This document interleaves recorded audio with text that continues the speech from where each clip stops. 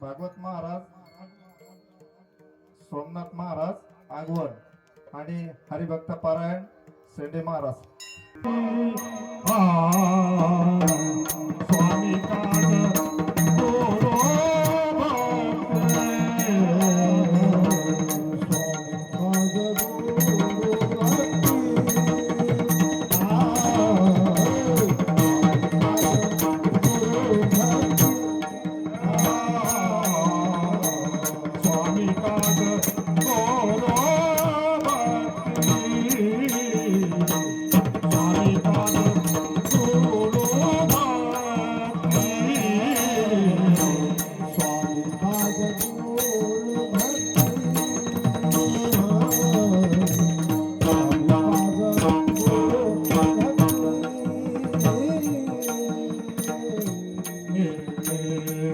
पितृवचना सेवापती, पितृवचना सेवापती, पितृवचना सेवापती, पितृवचना सेवापती, विठ्ठलची महापूजा, विठ्ठलची महापूजा,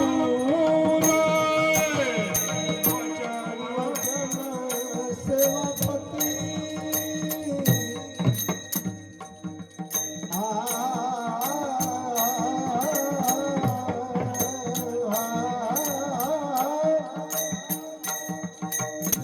वचन सेवापती,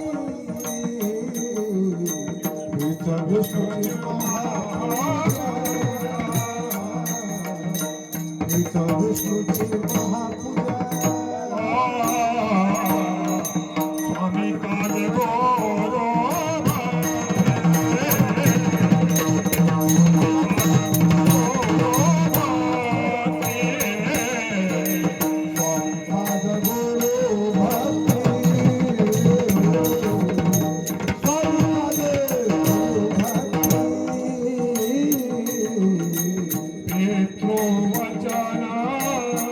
सेवापती, पितृवचना सेवापती, पितृवचना सेवापती, पितृवचना सेवापती, विठ्ठलची महापूजा, विठ्ठलची महापूजा, वचन सेवापती,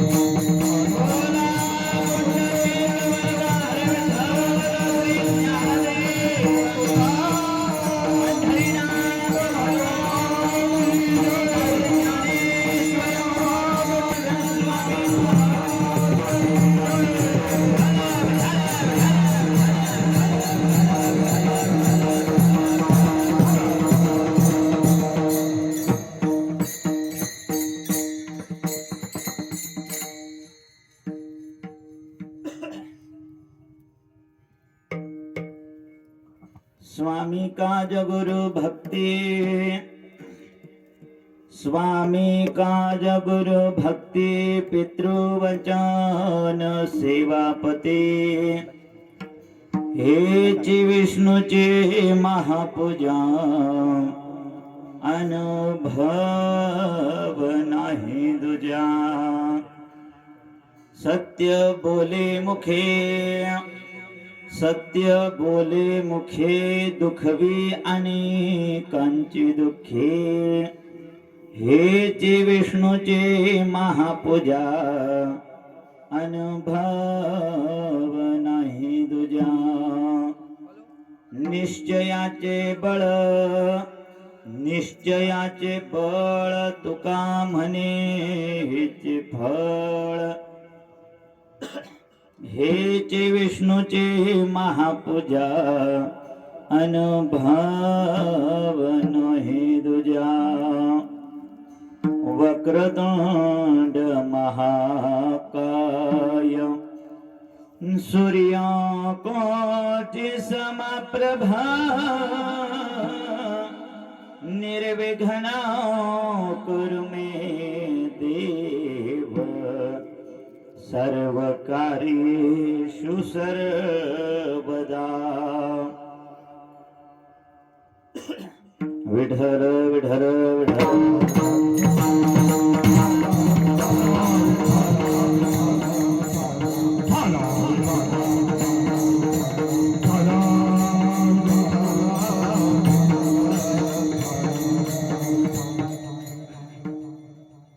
स्वामी काज गुरु भक्ती पितृवचन सेवापती हेचे विष्णूचे महापूजा अनुभव नाही दुजा महायोग पीठे तटे भीमरत्यां वरं पुंडरीकाय दातुं मुनीन्द्रैः समागत्य तिष्ठन्तमानन्दकन्दं परब्रह्मलिंग भजे पांडुरंग करू प्रथम नमः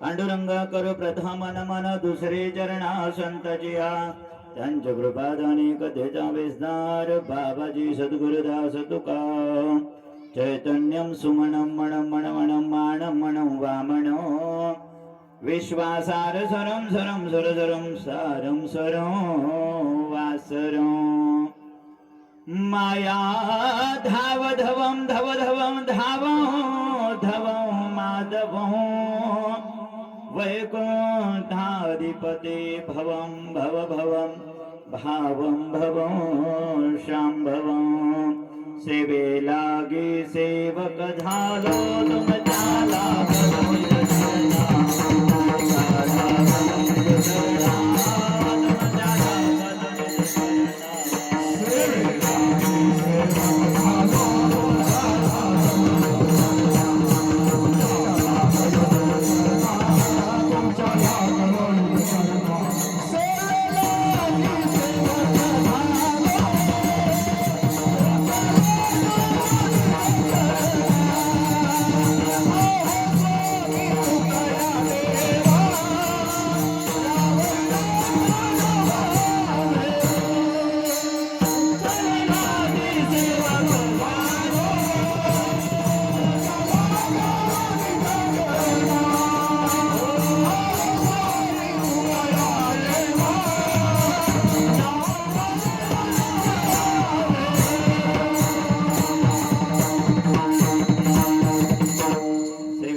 सेवक झालो तुमच्या लागलोने चरण हो स्वामी तुकया देवा यावरी न करा बाबेर मस्तक हे पायावरी यावर करी संतांज विठल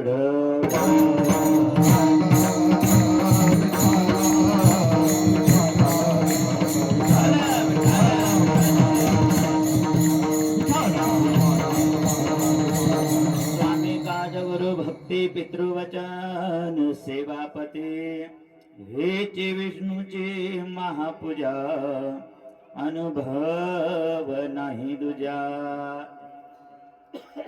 प्रस्तुत प्राप्त स्थळी आपल्या पानवनगरीमध्ये समस्त ग्रामस्थ मंडळी यांनी आयोजित नियोजित केलेला हा अखंड हरिनाम सप्ताह राष्ट्रसंत सद्गुरू जनार्दन स्वामी मोहनगिरीजी महाराज बाबाजींच्या अनंत कृपा आशीर्वादाने ब्रह्मलीन सद्गुरू गंगागिरीजी महाराज, ब्रह्मलीन सद्गुरू नारायणगिरीजी महाराज, सरला बेट पीठाधीश्वर परमपूज्य गुरुवर्य रामगिरीजी महाराज या थोर संत महात्म्यांच्या अनंत कृपा आशीर्वादाने, त्याचप्रमाणे देवादिदेव भगवान श्री सिद्ध गजाननांच्या गणरायांच्या अनंत कृपा आशीर्वादाने आदरणीय परमपूज्य महंत 1008 श्री स्वामी विष्णुगिरीजी महाराज, श्री सिद्ध गणेश मंदिर संस्थान शिवराई स्वामींच्याही या ठिकाणी अनंत कृपा आशीर्वादाने आपल्या पानवनगरीमध्ये गेल्या 17 वर्षापासून या ठिकाणी चालू असलेला हा अखंड हरिनाम सप्ताह हे या ठिकाणी 17वे वर्ष आहे. रुक्मिणी प्राण संजीवन पंढरीश पांडुरंग परमात्म्यांच्या पवित्र प्रांगणामध्ये राम भक्त हनुमंतरायांच्या पवित्र या ठिकाणी वास्तव्याने पावन पुनीत झालेल्या या परिसरामध्ये आणि समस्त ग्रामस्थ मंडळी पानवकरी यांनी आयोजित नियोजित केलेला अखंड हरिनाम सप्ताह आणि या सप्ताहामधील द्वितीय दिवसाची कीर्तन रूपी सेवा आणि या कीर्तन रूपी सेवेकरता जगद्गुरु तुकोबारा यांचा आगळी वेगळी भगवंताची भगवान विष्णूची पूजा अभंगामध्ये सांगितलेली आहे. हा अभंग आज सेवेकरता निवडला. विठ्ठल विठ्ठल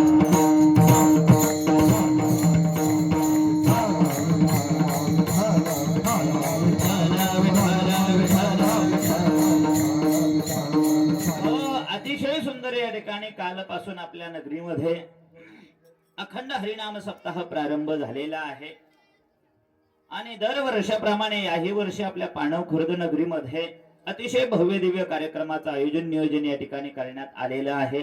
आणि कीर्तनाकरता गावातील ज्येष्ठ श्रेष्ठ मंडळी या ठिकाणी, गायनाचार्य मंडळी असतील, भजनी मंडळ असतील, सर्व महाराज मंडळी या ठिकाणी असतील आणि तसंच परिसरातून आलेले या ठिकाणी सर्व भजनी मंडळ, गायनाचार्य मंडळ, सगळ्यांना या ठिकाणी खूप खूप धन्यवाद आहे. सगळ्यांनाच खूप खूप धन्यवाद आहे. आणि ज्यांनी या ठिकाणी अतिशय सुंदर चाल या ठिकाणी घेतली, अंगुलगाववरून या ठिकाणी आले आमचे सोमनाथ भाऊ आगवत, त्यांना सुद्धा या ठिकाणी त्यांना सुद्धा या ठिकाणी खूप खूप धन्यवाद आहे. आणि सगळेच या ठिकाणी गावातील सगळे महाराज मंडळी, महाराजांचं नाव लक्षातून गेलं माझ्या, हा नवनाथ महाराज, क्या नवनाथ भाऊ या ठिकाणी, नवनाथ भाऊंनाही खूप खूप धन्यवाद आहे. आणि मृदंगाची साथ या ठिकाणी देणारे आमचे हरिभक्त परायण ओमकार दादा, क्या बात आहे, मृदंगाची साथ या ठिकाणी देणारे आमचे ओमकार दादा, त्यांनाही खूप खूप धन्यवाद आहे. आणि अतिशय सुंदर या ठिकाणी मंडप व्यवस्था, ज्यांनी या ठिकाणी सिस्टीम व्यवस्था दिलेली आहे, अशोक भाऊ महाडिक, त्यांनी सुद्धा या ठिकाणी विशाल मंडप, अतिशय सुंदर या ठिकाणी साऊंड सिस्टीम आहे, त्यांनाही या ठिकाणी खूप खूप धन्यवाद. आणि या कार्यक्रमाकरता आवर्जून उपस्थित असलेले आमचे आश्रमाचे एकनिष्ठ सेवक नाथभाऊ गोरखनाथ जगझाप अंगुलगावकर, त्यांनाही खूप खूप धन्यवाद. आणि नारायणदादा जाधव असेल, तसेच परिसरातून आलेले या ठिकाणी पंचक्रोशीतून सर्व भाविक मंडळी, सगळ्यांना या ठिकाणी खूप खूप धन्यवाद आहे. आणि आपल्या कीर्तनाचं लाईव्ह प्रेक्षेपण जे करत आहेत, चॅनलचं नाव आहे माऊली इव्हेंट, आणि या चॅनलवर या ठिकाणी लाईव्ह प्रक्षेपण चालू आहे. त्या सर्व मंडळींनाही, प्रक्षेपण करणाऱ्यांना सुद्धा खूप खूप धन्यवाद. विठ्ठल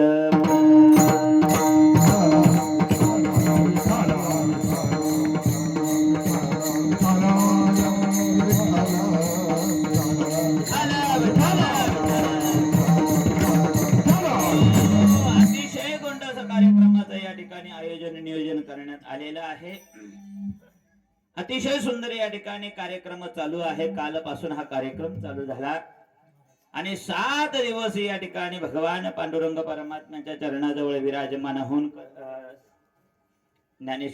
जगद्गुरु तुकोबरायांच्या अभंग गाथेचं पारायण या ठिकाणी चालू आहे, हरिपाठ चालू आहे, काकडा चालू आहे आणि भव्य दिव्य कीर्तन महोत्सव चालू आहे आणि कीर्तन झाले का नंतर अन्नदान सुद्धा आहे. असा भरगच्च हा धार्मिक कार्यक्रम चालू आहे आणि बहुसंख्येने महिला मंडळी, लाडक्या बहिणी बहुसंख्येने उपस्थित झालेल्या आहेत. सर्व भाविक मंडळी, सर्व महिला मंडळी, सगळ्यांना धन्यवाद. विठ्ठल विठ्ठल.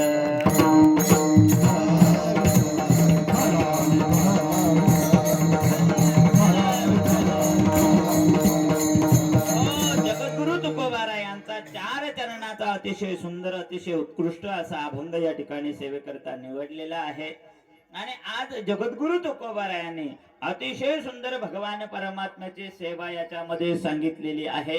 आपण जी सेवा करतो ती आपण 2-4 ठिकाणी या ठिकाणी आपण दिवसातून कार्य करतो, तीच भगवंताची सेवा आहे असं आपण मानतो. आपल्याला काय वाटतं? देवाचं नाव घेणं ही देवाची सेवा आहे, देवाच्या मंदिरात जाणं पाया पडणं ही सेवा आहे, देवाची भक्ती करणं ही सेवा आहे. पण जगद्गुरु तुकोबारायांचा आजचा जर अभंग या ठिकाणी तुम्ही श्रवण केला तर ही मंदिरामध्ये जाऊन बसणं ती तर सेवान भक्ती आहेच आहे, देवाचं नाव घेणं ती सुद्धा भक्ती आहेच आहे. पण आजच्या अभंगामध्ये जगद्गुरु तुकोबारायांनी अजून एक आगळी वेगळी भक्ती सांगितलेली आहे अभंगाच्या पहिल्या चरणामध्ये. स्वामी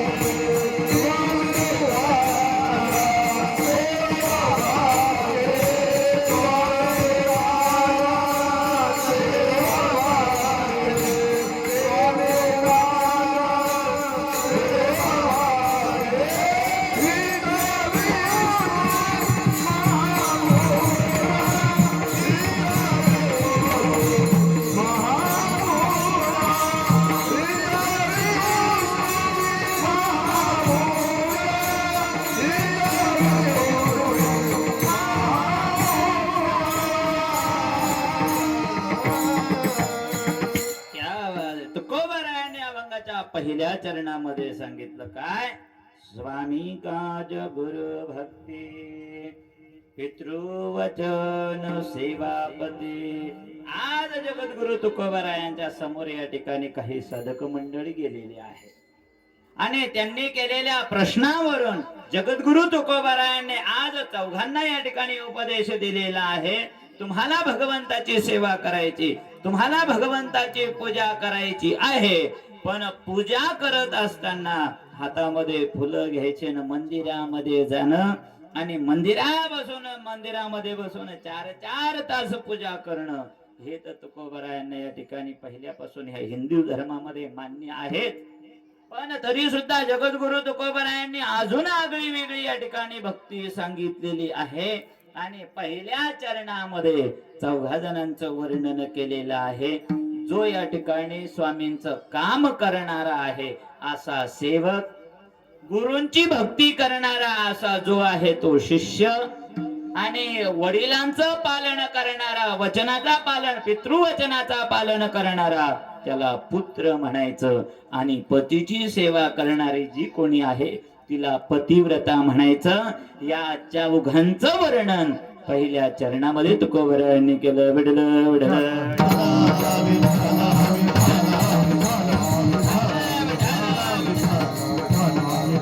या अभंगामध्ये या चौघांचे नाव जरी न दिसत नसले तरी सुद्धा आजचा तुकोबरायांचा पहिल्या चरणातला उपदेश हा या चौघांकरताच आहे. कारण या ठिकाणी जे जे जन्माला आलेले आहेत त्यांना सगळ्यांना सांगितलेले सेवा करा, सेवा करा. पण सेवा करणारा कोण? सेवक असतो. आणि जो सेवा करणारा असतो त्याने जीवनभरामध्ये फक्त एकच काम करायचं, सेवा तर करायची पण इमानदारीनं करायची. इमानदारीनं सेवा करायची. मेवा मिळण्याकरता आणि त्याचा काहीतरी मोबदला मिळण्याकरता ज्या ठिकाणी सेवा येते त्याला सेवा म्हटल्या जात नाही. विडल विडल विडल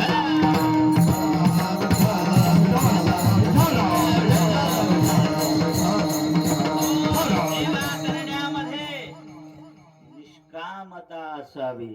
अहो जगामध्ये सगळ्यात एक नंबर सेवा करणारे कोण आहे तर ज्यांच्या समोर आपले या ठिकाणी सप्ताह चालू आहे ते पवन सुत हनुमंतराय. अहो त्यांनी जीवनभर सेवा केली. कोणाची? रामप्रभूंची. जीवनभर सेवा केली. आणि रामायण जर उघडून पाहिलं तर रामायणामध्ये तुम्हाला पावला पावलामध्ये या ठिकाणी दिसेल. काय दिसेल?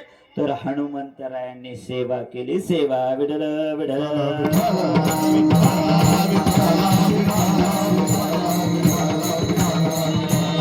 हनुमंतरायाचे चौकणीची राह आहेत. खर तर या ठिकाणी जे मोठे लोक असतात त्यांना सेवा करायला नको वाटतं. का माहिती का? त्यांना अभिमान येतो, त्यांना अहंकार येतो. आपण सेवा कशी करायची, आपण सेवा कशी करायची. आता इथं सप्ताह चालू आहे ना, इथं झाडू मारताना तुम्हाला कोणी मोठं दिसणार नाही, चटाई उचलताना कोणी मोठे दिसणार नाही. त्यांना अहंकार असतो, अभिमान असतो ना. आपण चटाई उचलायच्या, आपण झाडू मारायचं. अभिमान रहित सेवा करणारे या जगामध्ये जास्त कोणी नसतात.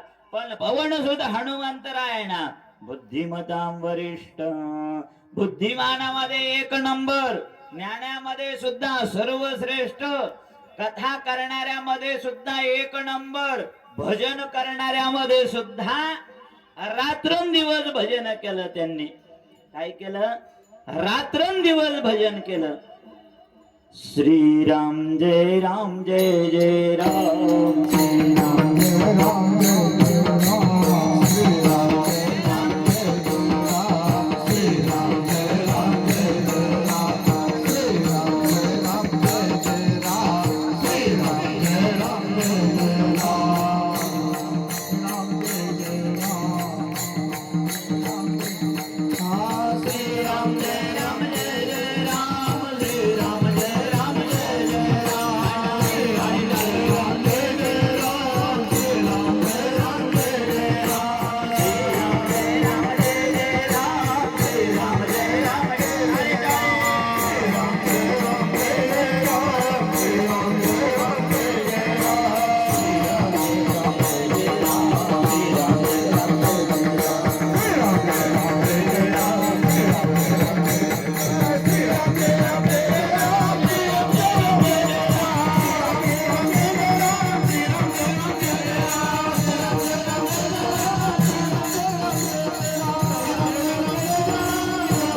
जय जय राम, त्यांनी भजन केलं. श्रीराम जय राम जय जय राम, श्रीराम जय राम जय जय राम. रात्रंदिवस रामप्रभूंचं भजन केलं. भजन करणाऱ्यांमध्ये सुद्धा श्रेष्ठ, कथाकारामध्ये सुद्धा श्रेष्ठ, वक्तामध्ये श्रेष्ठ, श्रोत्यामध्ये सुद्धा एक नंबर. कुठेही रामकथा चालू असू द्या तिथं हनुमंत जायराव या ठिकाणी हनुमंतराय गेल्यावर बसल्याशिवाय राहत नाही. तिथं अखंड 7 दिवस रामकथा ऐकतात. सगळ्यामध्ये या ठिकाणी ज्ञानी नाम अग्रगण्यम, सगळ्यामध्ये श्रेष्ठ आहे. पण जेव्हा स्वामींची सेवा करतात तेव्हा ते निष्कपटाने या ठिकाणी सेवा करतात. त्या सेवेचा मोबदला प्राप्त व्हावा म्हणून कधीच स्वार्थी वृत्तीने हनुमंतरायाने सेवा केली नाही. विठ्ठल विठ्ठल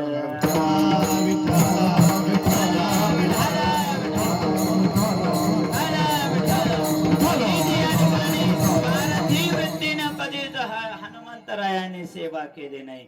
बघा ना, सेवेचं वर्णन रामायणामधून जर हनुमंतरायाला जर बाजूला काढलं तर रामायणामध्ये काहीच शिल्लक राहत नाही.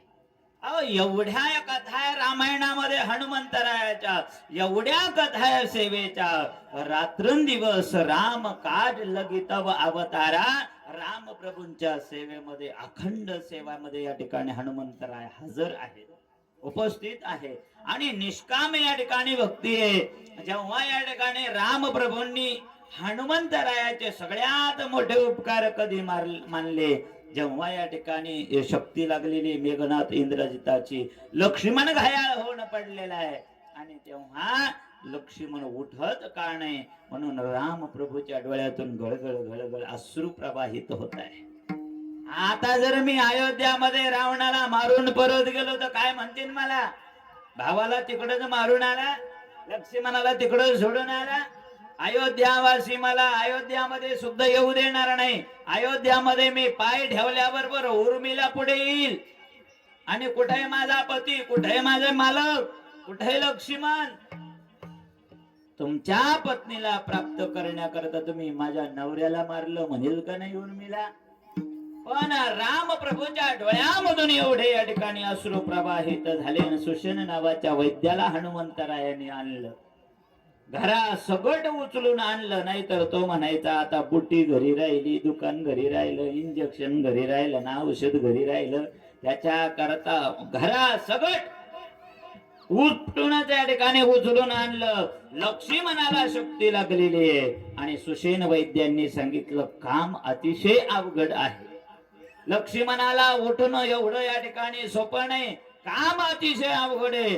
काय काम आहे? राम प्रभूंना सांगितलं हिमालयामध्ये असलेली संजीवनी नावाची बुटी सूर्योदयाच्या अगोदर आली तरच या ठिकाणी लक्ष्मण उठू शकतो, अन्यथा उठू शकत नाही. राम प्रभूच्या डोळ्यातून गळगळ अश्रू प्रवाहित झाले. हिमालय कुठं, लंका कुठं? हिमालय कुठं इकडच्या बाजूला, लंका कुठं इकडच्या बाजूला. भारताच्या एका कोपऱ्याला या ठिकाणी लंका आहे, रामेश्वरमच्या कन्याकुमारीच्या तिकडे, आणि लंका इकडे, हिमालय तिकडे. रातोरात एवढं शक्य कसं? पण हनुमंतराय समोर आले आणि राम प्रभूंनी या ठिकाणी सांगितलं हनुमंता आता तुझ्या शिवाय कोणीच या ठिकाणी नाही. लगेच हनुमंतरायांनी उड्डाण केलं. सगळी वानर सेना म्हणले हनुमंता सूर्योदयाच्या अगोदर ये बरं. हनुमंतरायांनी सांगितलं हिम्मत आहे का त्या सूर्याची मी येण्याच्या अगोदर उगवण्याची? हिम्मत आहे का? हिम्मत. विठ्ठल विठ्ठल विठ्ठल.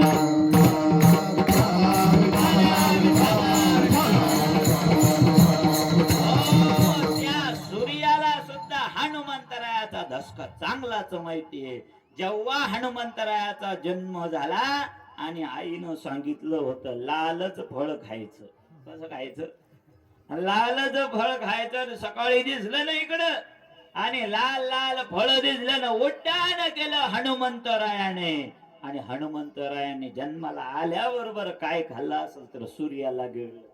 जन्मताचे जेणे सूर्यासे गिळले. अहो जन्माला आल्याबरोबर या ठिकाणी सूर्याला गिळलं त्या हनुमंतरायाने. आणि मग सगळीकडे हाहाकार झाला, अंधार पडला. आणि मग इंद्र आला आणि इंद्राने आपलं या ठिकाणी वज्र टाकलं. ते हनवटीला या ठिकाणी लागलं न सूर्य या ठिकाणी बाहेर आला. म्हणून या ठिकाणी हनुमंतरायाला हनुमान नाव प्राप्त झालं. विठ्ठल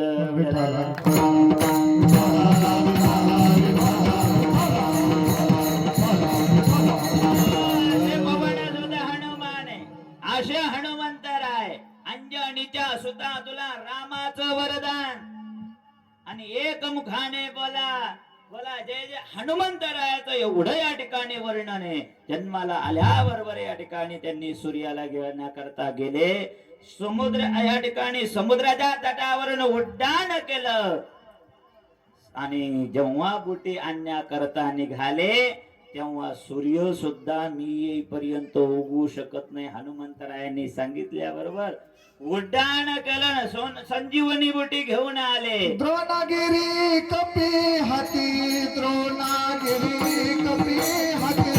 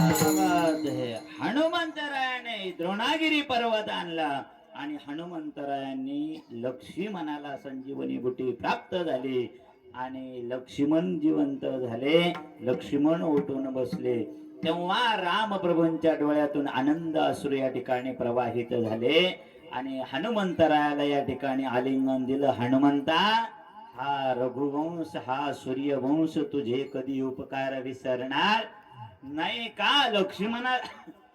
लक्ष्मणाला तू जिवंत केलं. आज जर लक्ष्मण उठला नसता तर मी अयोध्यात परत गेलो नसतो आणि मी अयोध्यात परत गेलो नसतो तर भरत राहिला नसता. मी भरत राहिला नसता तर अयोध्यामध्ये माझे कोणीच राहिले नसते. सगळ्यात मोठे उपकार हनुमंता तुझे आहेत, कारण की लक्ष्मणाला संजीवनी नावाची बुटी प्राप्त झाली. निस्वार्थपणाने हनुमंतरायाने रामप्रभूंची रात्रंदिवस सेवा केली. सेवा कशी करावी तर स्वामी गाज गुरु भक्ती विडल विडल.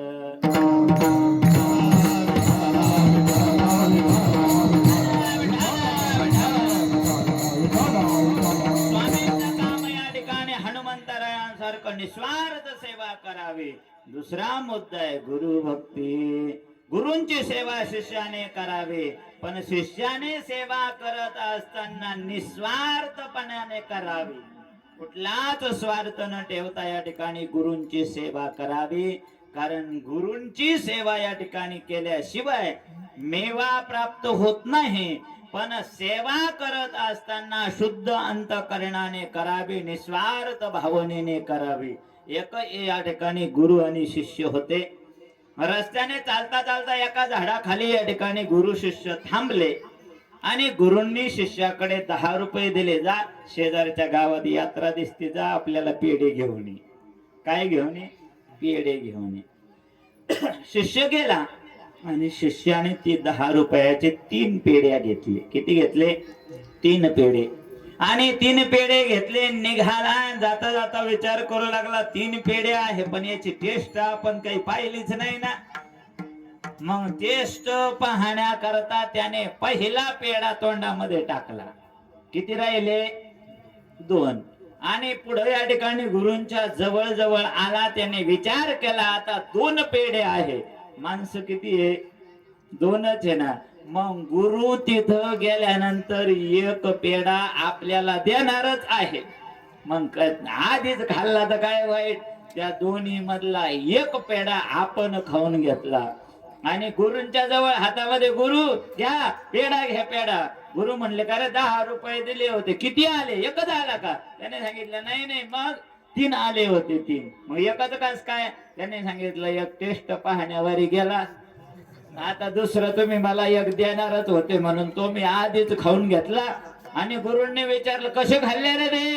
त्याने हातामध्ये होत, त्याने सांगितलं हे काय असा खाल्ला? विठ्ठल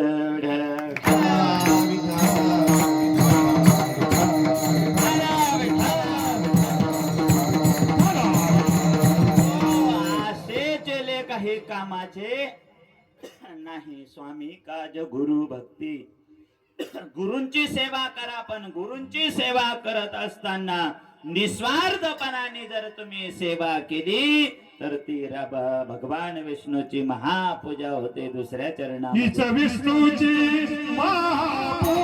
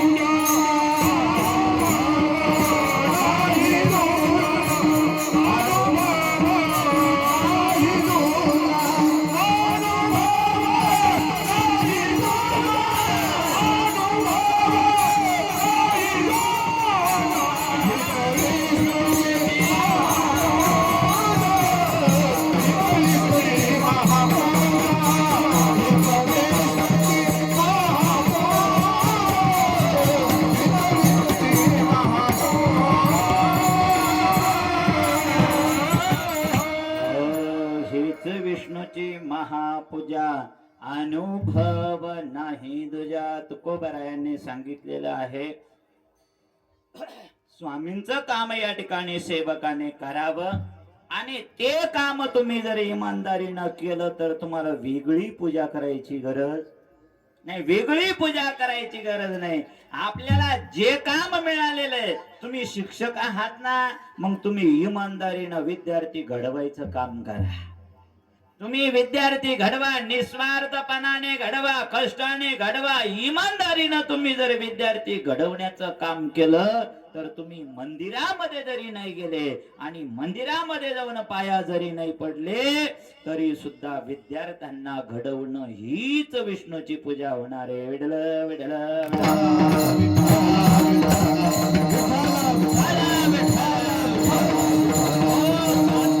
काम तुम्ही करा, पण निस्वार्थपणाने करा. जसं हनुमंतरायांनी सेवा केली, शिष्य या ठिकाणी गुरूंची सेवा करतात आणि पितृवचन सेवापती, वडिलांचं वचन पालन करण्याकरता मर्यादा पुरुषोत्तम राम प्रभूंनी 14 वर्ष वनवास या ठिकाणी भोगला.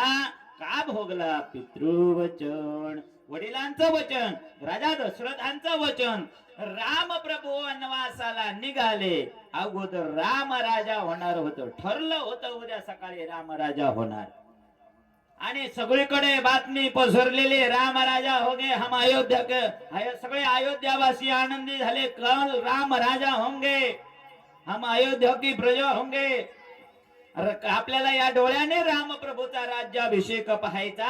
सगळे आनंदी झालेले होते.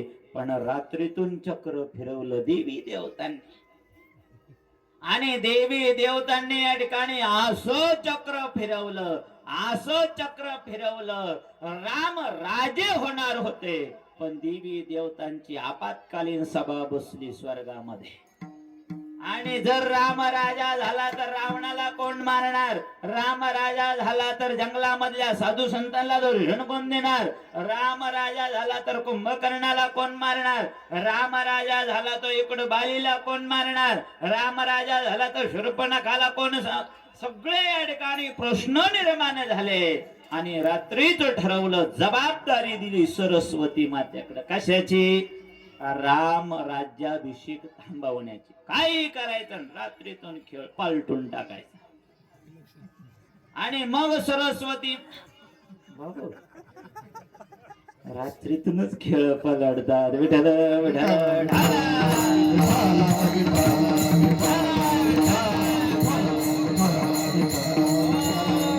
शेवटची रात्र मोठी अवघड असते. आणि राम राज्याभिषेक थांबवण्याकरता सरस्वती मैयाकडे जबाबदारी दिली. आणि सरस्वती मैयाने विकल्पाला पाठवलं. कोणाला पाठवलं? विकल्पाला. आणि विकल्प आलेला अयोध्याजवळ कलिंगडामध्ये येऊन विकल्प बसला. आणि विकल्प या ठिकाणी विकल्प म्हणजे नेमकं काय?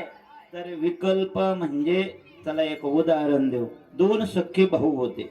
अतिशय दोन्ही भावांचं प्रेम, दोघांचं लग्न झालेलं आहे, दोघांना एक एक मुलगा आहेत.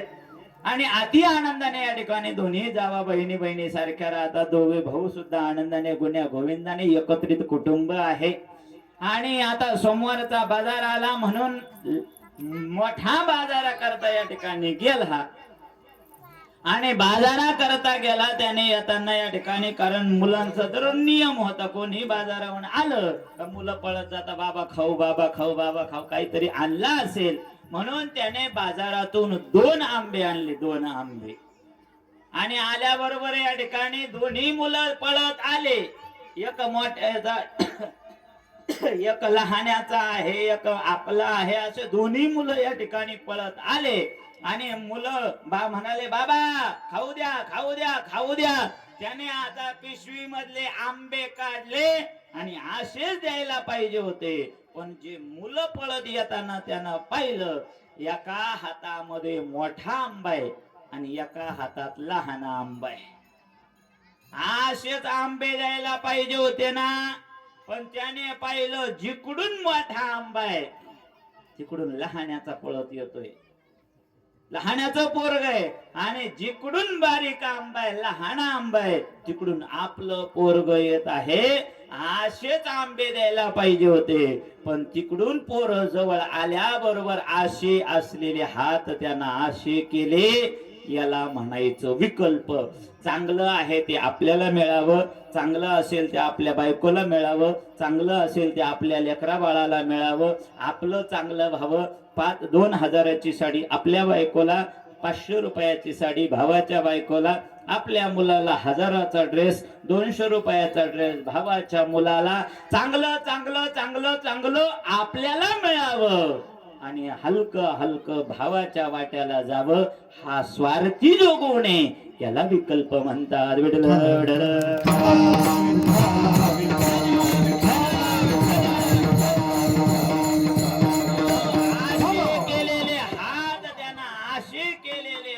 भाऊ टेरेस वरून पाहतच होता. तो खाली आला. त्याने सांगितलं, भाऊ आता प्रेमानं वाटून घेऊ. याला म्हणायचं विकल्प.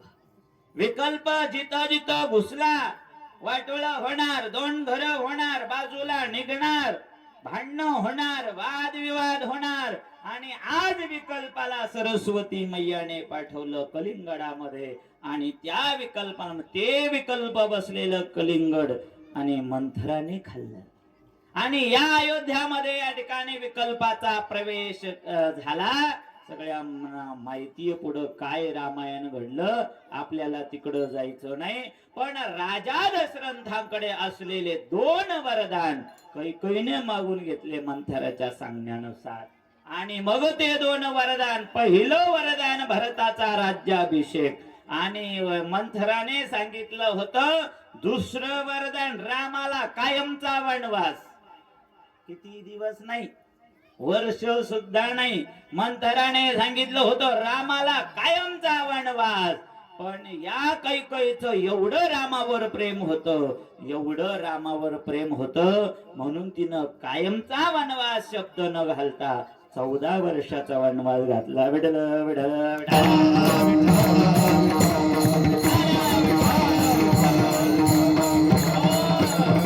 राम प्रभूला कळालं की आपल्याला वनवास या ठिकाणी आता पितृ वचन राम प्रभूंनी ऐकलं. आणि क्षणाचाही विलंब न करता, काल रात्री ठरलेलं होतं राम राजा होणारे, तेव्हाही या ठिकाणी राम प्रभू आनंदी नव्हते. जसं त्यांचं रोजचं वागणं आहे तेही आनंदी नव्हते. आणि आता वनवास या ठिकाणी ठरला तरी चेहऱ्यावर तीळ मात्र सुद्धा दुःख नाही. का? जे मोठे असतात ते सुख दुःखे समीकृत्वा लाभालाभ हो जया जेव, सुखातही आनंदातही आणि प्रत्येक कंडिशन मध्ये ते सारखेच असतात. विडल विडल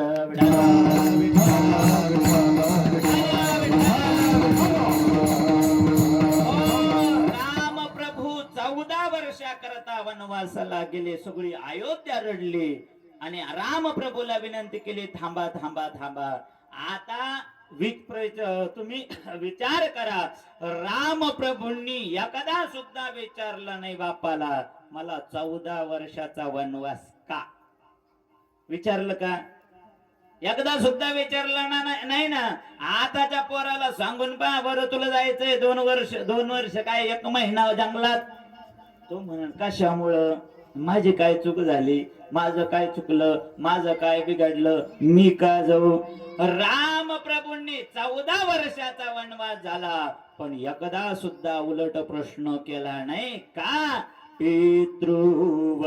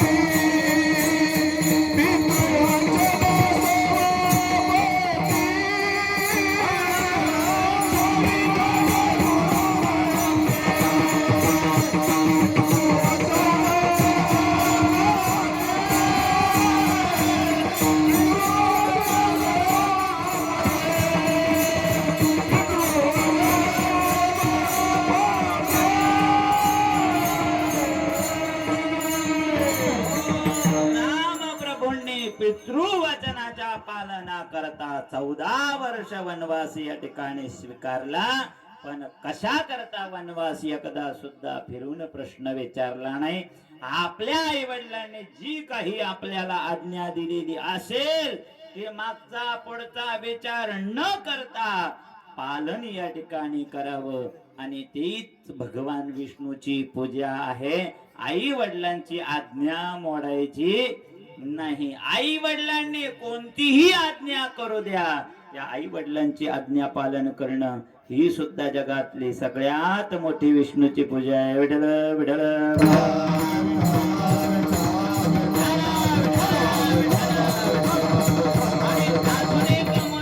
आहे पती सेवा. सेवापती, पतीची सेवा या ठिकाणी कोणी करायची? जी पतीची सेवा इमानदारीने करते तिला पतिव्रता म्हणतात. आणि पतिव्रता या ठिकाणी जी होते ना, ती पतीची एवढी सेवा करते, एवढी सेवा करते आणि पातिव्रत्य धर्माचं पालन करते. पातिव्रत्याचं धर्माचं जर पालन केलं तर तुकोबारायांनी सांगितलं काय? तुका म्हणे पतिव्रता आणि तिची देवावरी सत्ता विठ्ठल विठ्ठल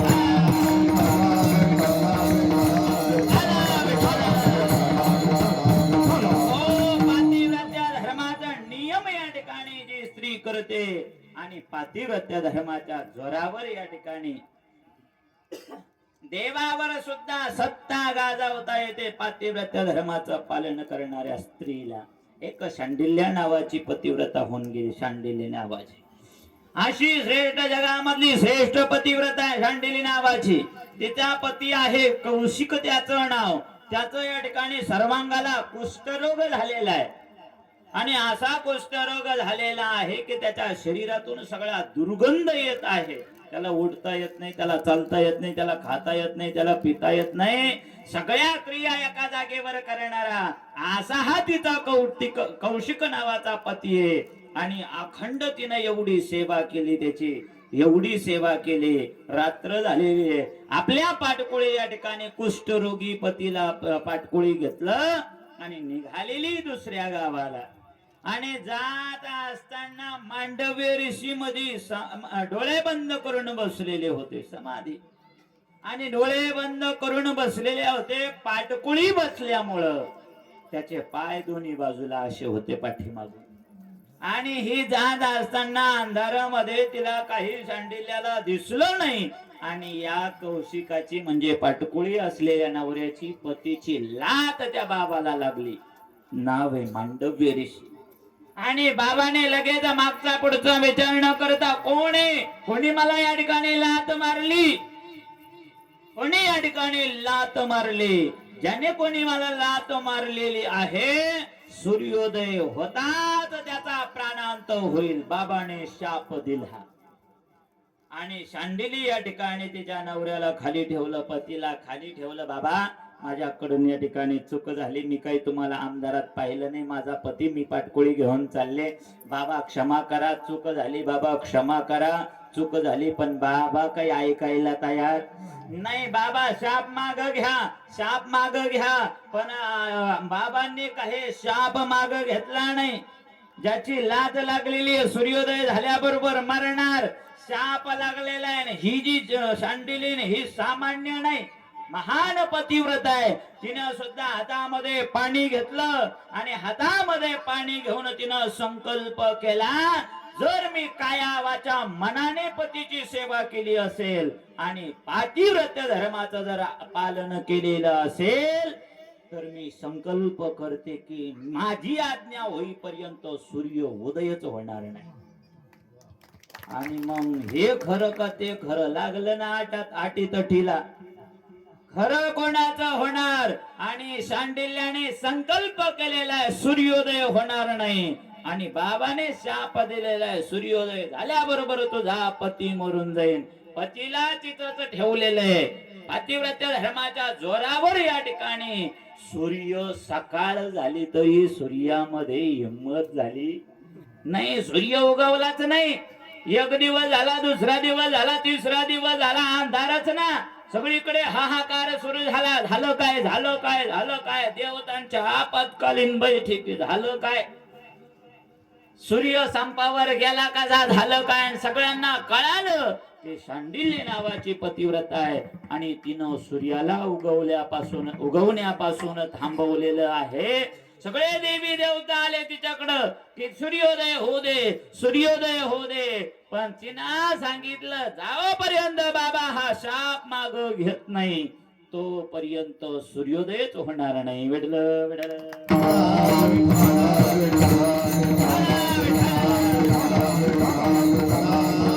बाबाचं खरं का माझं खरं.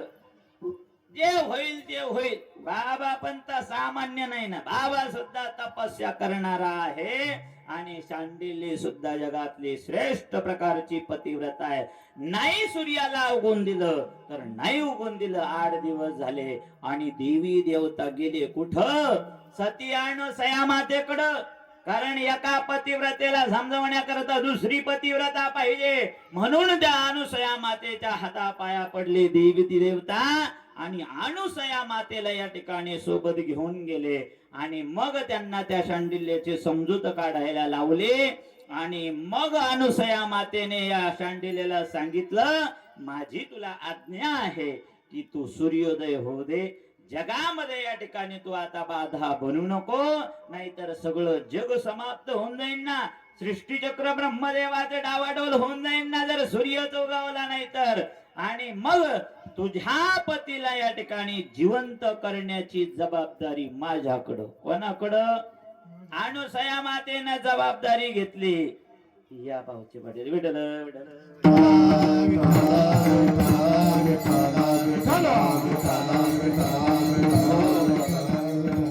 धन्यवाद अमोल भाऊ भाऊचे पाटील या ठिकाणी आलेले, त्यांना धन्यवाद. काय चाललं होतं आपलं कीर्तन.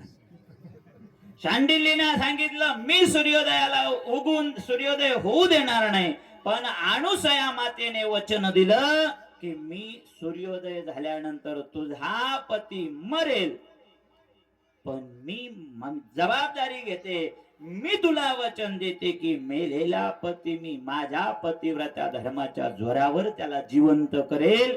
आणि जेव्हा अनुसया मातेनं वचन दिलं तेव्हा पूर्व दिशेला सूर्योदय झाला आणि मग हिचा पती मेला.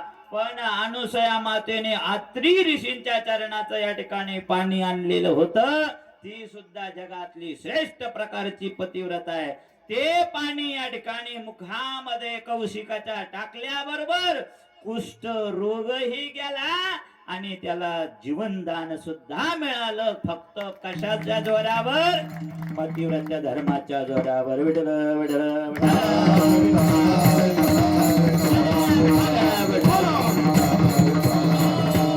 म्हणून जगद्गुरु तुकोबारायांनी सांगितलं, फक्त पतिव्रता धर्माचं पालन जरी केलं, मंदिरात जाऊ नका, दर्शन करू नका, पण तुम्ही पतिव्रता धर्माचं पालन केलं, काया वाचा मनाने पतीची सेवा जरी केली, तर हीची विष्णूची महापूजा, हीच भगवान विष्णूची पूजा आहे.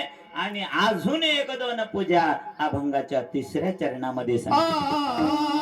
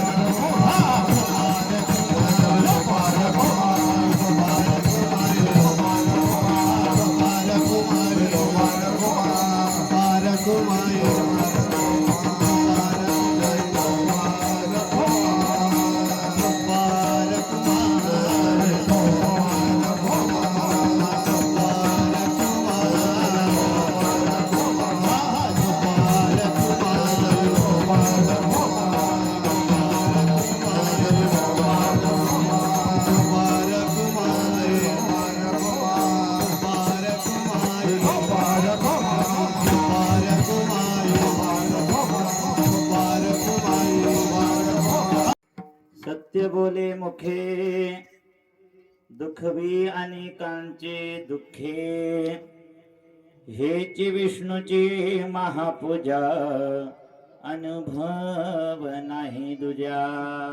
आज या ठिकाणी आमच्या चांडगावचे तरुण मंडळ अतिशय सुंदर या ठिकाणी चांडगावला आपले कथा झाली आता पाठीमाग आणि तिथले सगळेच तरुण मंडळ या ठिकाणी आलेले. बऱ्याचशा महिला मंडळी भाविक मंडळी आले. चांदगावकर महिला मंडळी भाविक मंडळींना सर्वांना धन्यवाद. विठ्ठल विठ्ठल.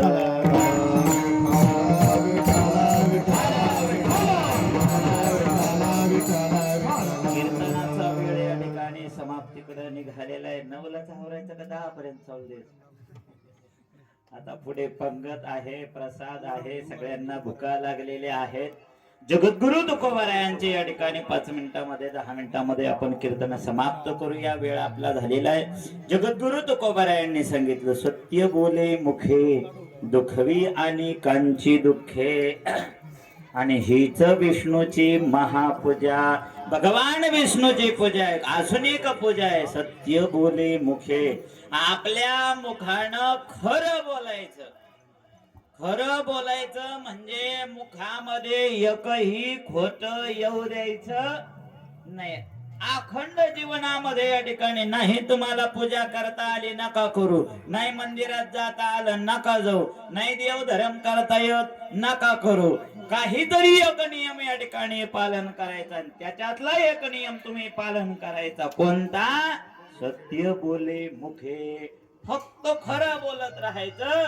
एकही शब्द या ठिकाणी खोटा बोलायचा नाही. तुम्ही बाकीच्या पूजा अर्चा नाही केल्या तरी चालेल.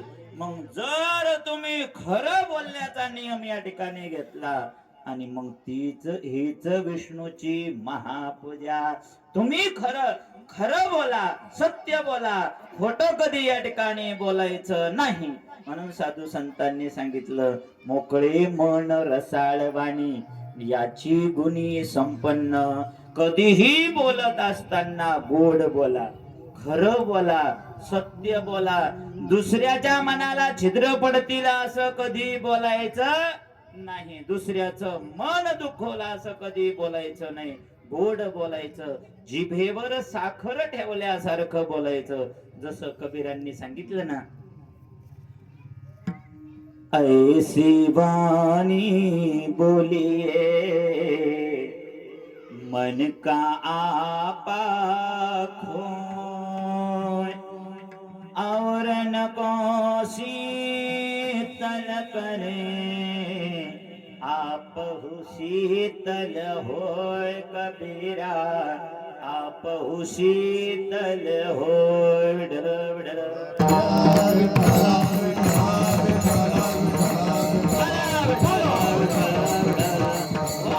सत्य या ठिकाणी बोलायचं, खरं बोलायचं, गोड बोलायचं, मधुर बोलायचं. आणि हा जरी नियम आपण जीवनामध्ये पालन केला, हीची विष्णूची महापूजा. आणि दुखवी अनेकांचे दुःखे, दुसऱ्यांचं दुःख पाहिलं का आपल्याला आनंद होतो, दुःख होतं दुःख. दुसऱ्याचं या ठिकाणी दुःख दिसलं का आपल्याला आनंद होतो, दुसऱ्याचं सुख पाहिलं का आपल्याला दुःख होतं. पण इथं उलट केलं पाहिजे. दुखवी अनेकांचे दुःखे. साधू संत जेव्हा जगाचं दुःख पाहतात, संत हृदय न बनीत समाना. दुसऱ्याचं दुःख पाहिलं का साधू संतांचं हृदय अंतकरण द्रवीभूत व्हायला लागतं. का? ते दुसऱ्याचं दुःख पाहिलं का दुःखी होतात. पण आपण दुसऱ्याच्या दुःखाला हसतो, दुसऱ्याच्या दुःखाला पाहून पुन्हा पुन्हा नाव ठेवतो. दुसऱ्याचा आनंद आपल्याला काही देखवत नाही. दुसरं आनंदी झालं का मग शेजारच्यानं 4 व्हीलर आणली तर थंडी तापी शेजारच्या याला येतो. का? त्याने 4 व्हीलर घेतली कशी, त्याचं दुःख, त्याचा आनंद याला पाहावतच नाही ना. शेजारच्याने 2 व्हीलर आणली, पोट दुखायला याच लागलं, काहीच घेणं देणं नाही. पण सारखा विचार करत राहतो, त्यांना कसं आणले, त्यांनी कशी गाडी घेतली, त्यांना कसा बंगला बांधला, त्यांना कसा शेती घेतली. आणि त्याचं दुःख, त्याचा आनंद या ठिकाणी याला पाहावत नाही, हा दुःखी होतो. साधू संतांचं जीवन तसं नसतं. जो दुसऱ्यांच्या दुःखाने या ठिकाणी दुःखी होतो, दुसऱ्यांचं दुःख निवृत्त करण्याकरता जो प्रयत्न करत असतो, आणि हीच विष्णूची महापूजा, ती सुद्धा भगवंताचीच पूजा आहे. अजून एक या ठिकाणी सांगितलेली आहे पूजा अभंगाच्या शेवटच्या चरणामध्ये भैरवी. निश्चयाच बाळा, निश्चयाच बाळा, निश्चयाच बाळा, निश्चयाच बाळा, निश्चयाच बाळा, निश्चयाच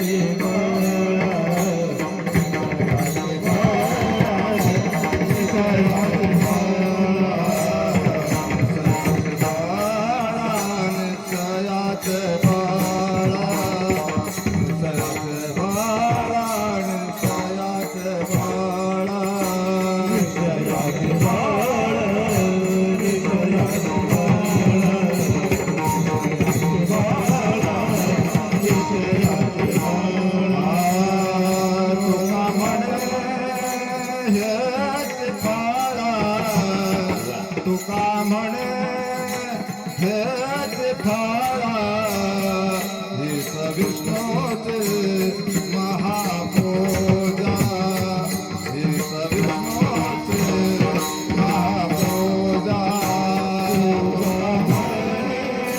हेच फाळा, तुका म्हणे हेच फाळा, हेच विष्णूचे महापूजा.